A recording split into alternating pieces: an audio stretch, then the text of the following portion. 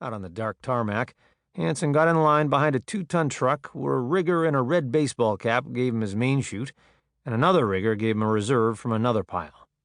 He carried them to a spot on the edge of the runway, beneath the drooping wings of a C-141 jet transport, its engines droning like the night wind through a canyon.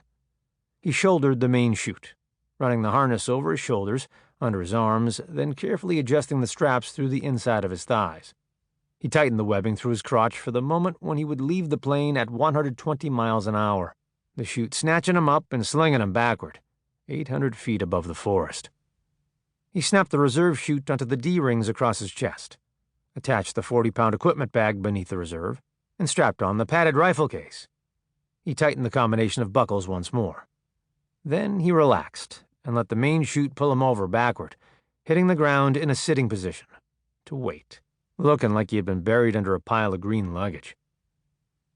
The operation was a full dress rehearsal for something they would probably never do, a night parachute jump into the mountains where Hanson and the other insurgents would link up with civilian members of the resistance movement against the aggressor forces, a rehearsal for a jump into Eastern Europe in the event of a Russian invasion there to organize the underground against them.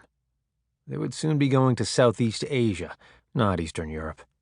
They would not be organizing a civilian resistance, but training Aboriginal tribesmen to fight with carbines instead of bamboo crossbows they had used for centuries. An hour later, he was packed into the big C-141 with 150 other soldiers, squeezed in tight in the collapsible benches made of aluminum tubing and yellow nylon webbing. It was hot inside the plane, stuffy with the anxious breathing of the troops, whose faces were shadowed by the dim red light.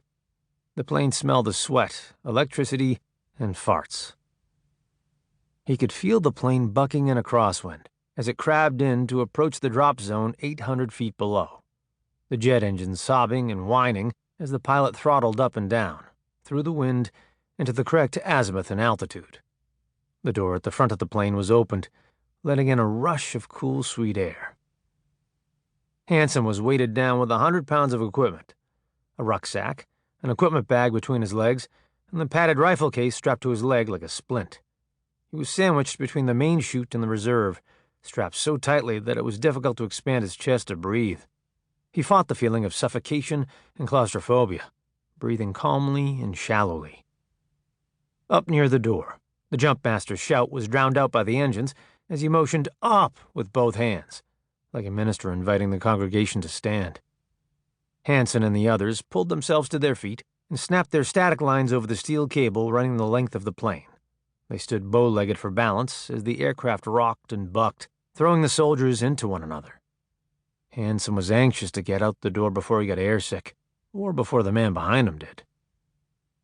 The dim red light in the plane turned green, and the line of soldiers, Hanson trapped in the middle of the column, pushed, staggered, and then began to run with short, shuffling steps toward the wind-sucking door, like some overburdened chain gang, the jumpmaster screaming, "Go, go, go!" Yellow static lines whipped back from the door as the jumpers grunted and shouted, pushing forward. It seemed as if the plane load of men was taking a terrible mechanical beating. As he went out the door into sudden silence, Hanson could see a forest fire off to his left, a dirty orange flame with a ragged perimeter of white smoke. An instant later, it was gone, as the chute snapped open and slung him back and up. And then he was flying backward through the dark. The moon had not risen, but he could make out the shadows of other canopies and hear the ruffling of nylon in the air. A canopy side-slipped beneath him, and he felt it brush his leg. Voices muttered and called out in the air above and below him like spirits as he pulled the release on his equipment bag and felt it fall away. For a moment, the hiss of the wind gave way to the pine-scented silence of the ground. The shadow of the earth rushed up and hit him, and he heard himself grunt as though it were another person making the sound. All around him, there were the thuds and clanks and groans of others hitting the ground. He had been avoiding the roads, cutting across fields, paralleling the roads when he had to.